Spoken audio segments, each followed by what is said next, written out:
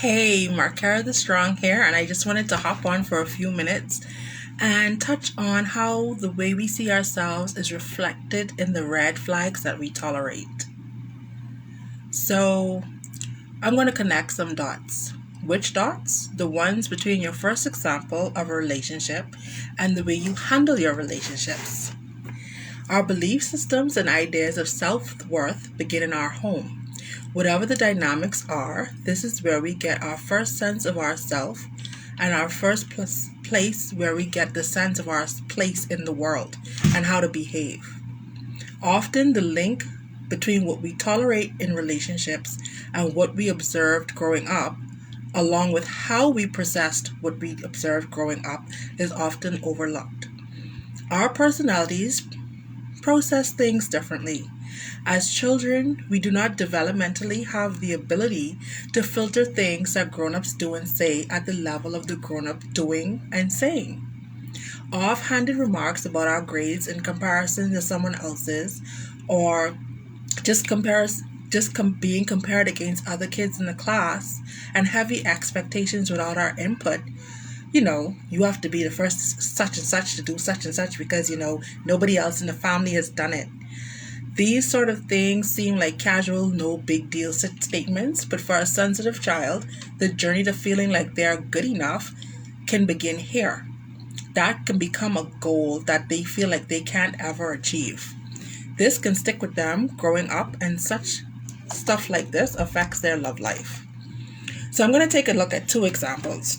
In my red flag journal, I speak about Ingrid and Simone. I do not know a full history on Simone. Hi, Rena. But for Ingrid, I do know that when it came to her parents, her father was the understanding and supportive one. He lived a marriage where he was constantly disrespected and taken for granted. Eventually, he left. Ingrid recalls a time when she was barely 20. Things got so tense between her and her mother that they had to part ways. She had begun to experience firsthand what her father had endured, and it was disheartening. Because she was so much like him, she endured the same treatment before it became too much. However, her stickability in relationships reflected the way her father held on to the marriage, and she took that with her into her relationships. The love he had for his wife made him open to do whatever he could to make her happy. Despite that, it was never enough. Years later, we find Ingrid surviving Simone. For things that started off so well and then progressed so toxic the way it did, it took Ingrid's witnessing Simone's disrespect in a whole different way to come to her senses. You build a life with someone, you support their dreams, you make a way out of no way tolerating their indifference towards you, and then you overhear them in a conversation with someone speaking as if you do not exist. Traumatic blow. There are givers and there are takers. Theoretically, it would be an ideal match, but that match would only work if givers understood and set firm boundaries, and takers understood those boundaries and had limits of their own. Are you a giver? A taker? How do you ensure that energy isn't drained in being too much of either? Is your partner or anyone you've been with previously a giver or a taker? How did it work out? How is it working out? In the journal, I also speak about a 17-year-old who put her all into her first relationship. That was with someone who subtly took advantage of her. The history of her is her mother spent a life dedicated to a marriage where infidelity added 3 children to her husband's offspring head count. Her parents' relationship began when they were very young, and he was the sole breadwinner. That held her mother in a position of fearing she could never make it on her own, and much less with children. She remained with him until his death, despite everything. This is the first example of a love relationship that our 17-year-old friend had. She idolized her parents, so even when she learned how she had half siblings, her mother had been instrumental in making sure they all spent time together, then gave her the impression that if you truly loved your man, you put up with anything. This reflected in the way she then continued to reconcile with her first love no matter the issues. His infidelities, the one time he slapped her repeatedly, being called someone else's name. Looking back on it, she can't believe it. There were 3 reasons she convinced herself to stay though. He was her first. Her mother had married her first. He asked her mother to marry her, and in her naive mind, marriage would fix them. And number 3, she was a presence that his family knew and loved. She figured it would all work out. She didn't want to be with anyone else, theoretically.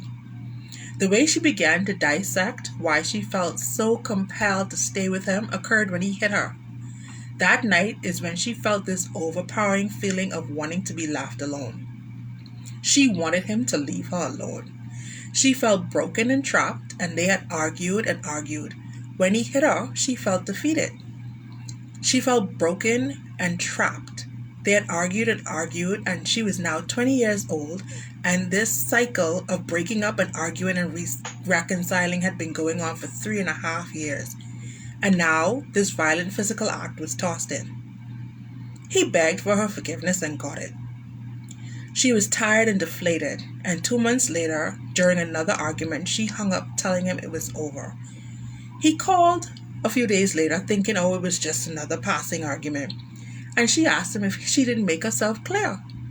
He said they always fought, and he thought she was cooling off, and she said not this time.